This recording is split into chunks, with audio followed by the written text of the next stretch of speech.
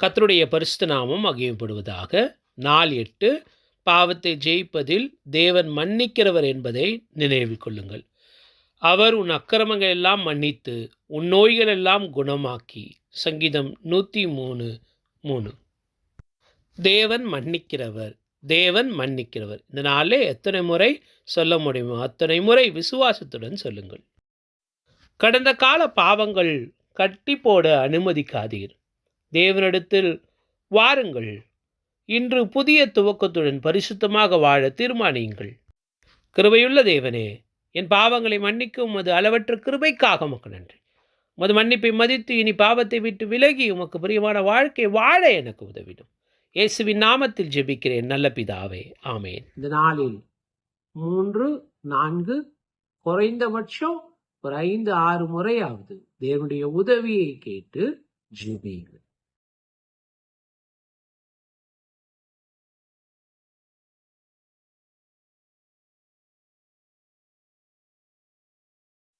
இதனாலே நேர்மையின்மையை பற்றி சொல்லப்படுகிற வேத வசனங்களை இதனால் முழுவதும் நாம் தியானித்து பார்ப்போம்.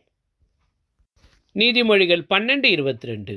பொய் உதடுகள் கர்த்தருக்கு அருவருப்பானவைகள், உண்மையாய் நடக்கிறவர்களோ அவருக்கு பிரியம் என்று எழுதியிருக்கிறதே. நமது ஆண்டவர் சொன்னது போல நாம் சொல்வோம். இந்த வசனத்தை மனப்பாடம் செய்யுங்கள். இந்த வசனத்தை இன்று பலமுறை சொல்லி பாருங்கள். இந்த வசனத்தை உங்கள் கையால் ஒரு முறை எழுதுங்கள். பாவத்தின் சோதனை வரும்பொழுதெல்லாம் வேதாகம வசனத்தை சத்தமாக மேற்கோள் காட்டுங்கள். வேதம் அந்த பாவத்தை குறித்து என்னவெல்லாம் சொல்லுகிறதோ அதுக்குரிய வேத வசனங்களை இங்கே கொடுத்திருக்கிறோம். நீங்கள் அதை படித்து பயன்பெறுங்கள். இந்த புத்தகம் தேவைப்படுவோர் 9962154036 என்ற வாட்ஸ்அப் எண்ணிற்கு எங்களை தொடர்பு கொள்ளவும்.